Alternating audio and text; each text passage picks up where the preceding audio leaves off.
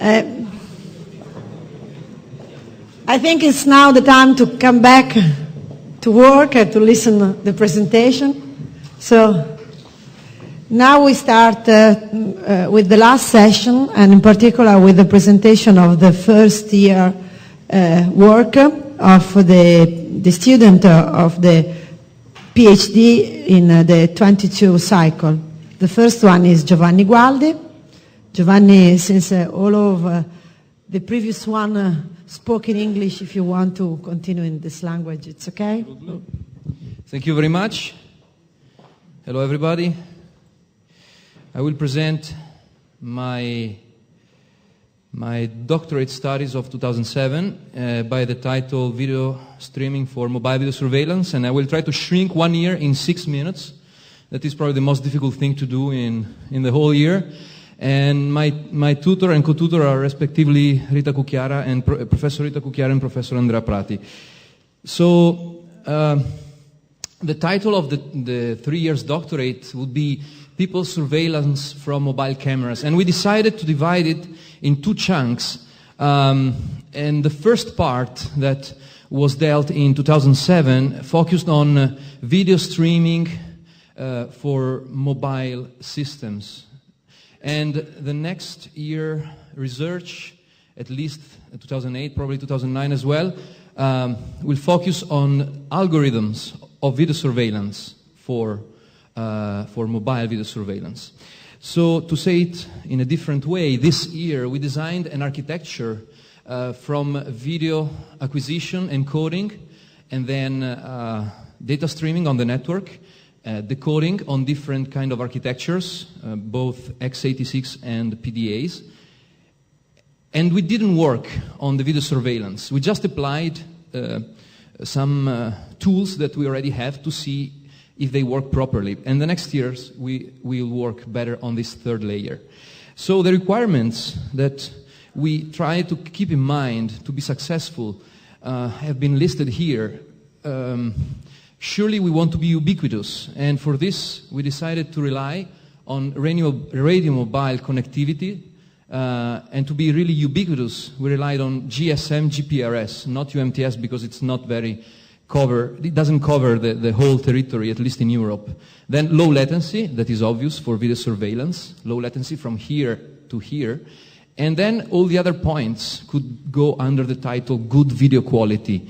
That would be good and important both for human-based video surveillance and computer-based video surveillance. I won't go into details for the sake of brevity, but also here I just gave the schemas of the encoder on standard x86 architecture and of the PDA decoder. Just a few words. They are based on open source code, and everything was done to minimize buffering and latency. And we succeeded in this. I will show you later on a few results. So apart from designing the architecture, we also made we thought about the right way to do measurements. Because latency is pretty obvious as a concept, but it's not so easy to be measured, for example. And how to do this? So there is a pretty straightforward way to measure latency and timing, generally speaking, that is to embed timestamps inside the video streaming, or inside the streaming, whatever.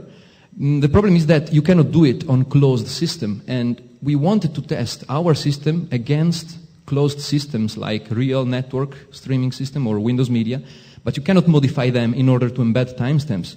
So what we did was to use an external observer. That is actually what we usually do, the humans do when they want to understand what latency is between one part and the other of a system.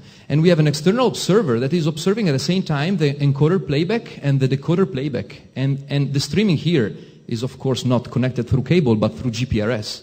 And this is done over a recorded video clip. So you know enough things to deduct latency and all the other parameters. And very shortly, if you overwrite frame numbers on the recorded video clip, and there is a constant delta time between frames, you can deduct latency in a closed formula.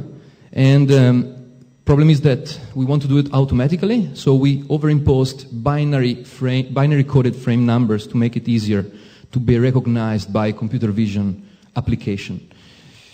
So then, and through this we could measure latency, and actually it was 3 times smaller than the best other system that was real networks.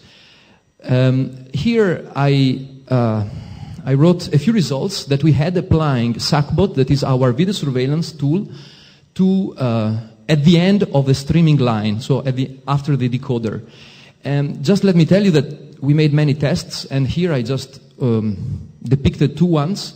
A video collected at our faculty hall, and it was compressed at 5 kilobits, not 5 megabits. It's 5 kilobits, so very, very hardly compressed. And also at a park at 5 kilobits and 20 kilobits. And here we have a few numbers, and I cannot go into details, but they say that segmentation accuracy is good and tracking accuracy is good. So let's just play them. So you can see that, of course, there are compression artifacts, but still, even at the park at 5 kilobits, after a video streaming with a compression of 5 kilobits, the results are good, at least okay. And consider that at 5 kilobits you can run 4 of these streams on a GPRS channel. So just a glimpse on 2008 research. That is, we will work on this. So what we did is a sort of unconstrained camera motion tracking, and what we do is a color-based tracking that is specially constrained. We lock on an object to track. We extract a color-based model, and then for each next frame we do a probabilistic back projection of the color of the model, and then we do a iterative chemshift clustering to understand what are the clusters, the main clusters in the probabilistic back projection. Through graph theory and dominant set extraction, we get the best one through an energy function, so that we go back to our tracked object. So, yes, these are my publications, a few local and a few international ones, and one submitted. And I think this is all. Thank you very much.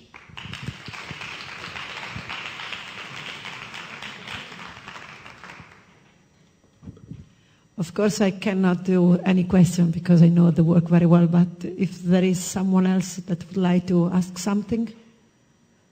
Okay, so thank you very much.